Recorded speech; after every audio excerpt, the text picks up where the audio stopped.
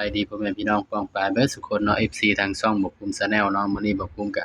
สิมาตามแนวทางเนาะไว้ลาวสไตล์พี่น้องเนาะของงวดวันที่6เด้อพี่น้องเด้อสำหรับงวดวันที่6เนาะพี่น้องเนาะก็มาเบิ่งนำกันเนาะบ่ภูมิสิให้เด่นตัวใดเนาะพี่น้องบ่ภูมิก็บ่ได้ลงให้คุมื้อเนาะพี่น้องเนาะเพราะว่าหยังบ่ภูมิบ่ได้เอากระดาษไปนำเนาะพี่น้องก็บ่ภูมิก็เลยบ่ได้ลงให้คุมื้อพี่น้องมื้อใดกลับห้องมาบ่ภูมิจั่งสิลงให้เนาะแต่ว่า บ่ภูมิก็สิ ถ้าว่าสิเอาสมุดนี่ไปลงมันก็น้อยเกินไปพี่น้องนี่เนาะนี่บ่แน่เบิ่นบ่ภูมิสิเอาสมุดนี่ลงให้เนาะสำหรับแนวทางเวลาสตาร์เนาะพี่น้องเนาะก็มาตามนำกันเนาะงวดวันที่6พฤษภาคมเนาะพี่น้องเนาะสำหรับลาวสตาร์เฮาก็มาเบิ่งนำกันเนาะบ่ภูมิใส่เด่นตัวใดพี่น้อง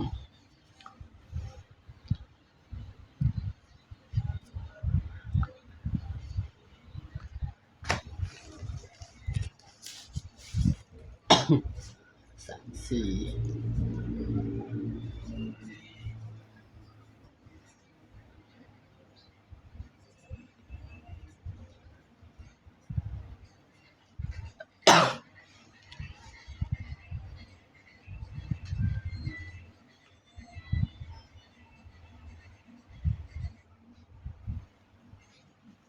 สำหรับเด่นเบอร์อื่นเนาะพี่น้องเนาะบ่ภูมิสิให้เด่นเด้อพี่น้องเด้อ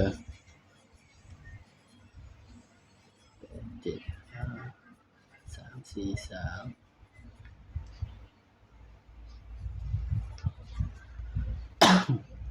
2 3 4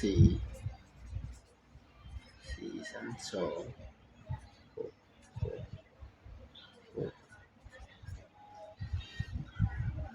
ก็ได้เด่น5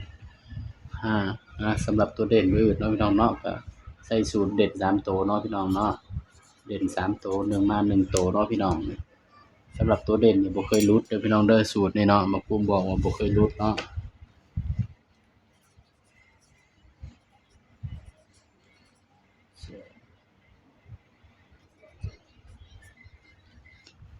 สำหรับเด่นเนาะพี่น้องเนาะเด่นก็คือ1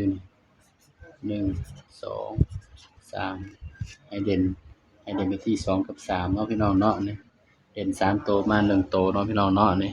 สำหรับสูตรนี้เนาะก็บ่เคยหลุดเด้อพี่น้องเด้อสูตรนี้เนาะเว้าแล้วก็มาจับคู่นำกันเด้อพี่น้องบัดนี้2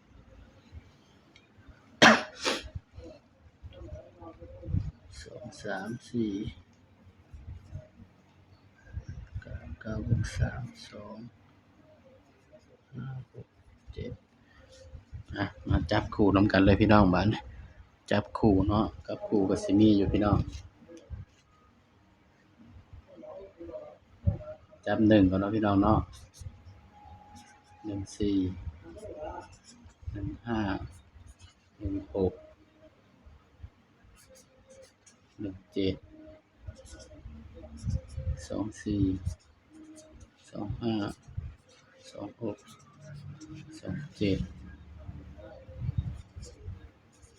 3 4 3 5 3 6 3 7นี้เด้อพี่น้องก็ได้อยู่12ประตูเนาะพี่น้องเนาะเพราะว่าหยังบ่ภูมิก็ที่จริงมันก็ได้แค่9คู่เนาะอันนี้บ่ภูมิเพิ่มมาให้เนาะนี่เพิ่มให้1 7 2 7 3 7นี่คือตัวเพิ่มเนาะพี่น้องที่จริงมันก็ได้แค่9ประตูนี่แหละพี่น้องสำหรับตัวเด่นเนาะให้เด่นบ่ภูมิก็ให้เด่นไปที่2สำหรับตัวเด่นเนาะบ่ภูมิมักที่2เนาะพี่น้องเนาะนี่ย้ำว่าตัวเลขก็เป็นเพียงแนวทางเนาะพี่น้องเนาะมีเข้าแล้วก็มีหลุดเนาะก็ถ้าว่ามักก็ฝากพี่น้องกดไลค์กดแชร์กดติดตามบ่ภูมิชาแนลไว้เด้อพี่น้องเด้อสำหรับคลิปนี้เนาะบ่ภูมิก็ฝากพี่น้องเพียงส่ำนี้เนาะพี่น้องเนาะอย่าลืมกดไลค์กดแชร์กดติดตามช่องบ่ภูมิชาแนลไว้เด้อพี่น้องเด้อสบายดีครับ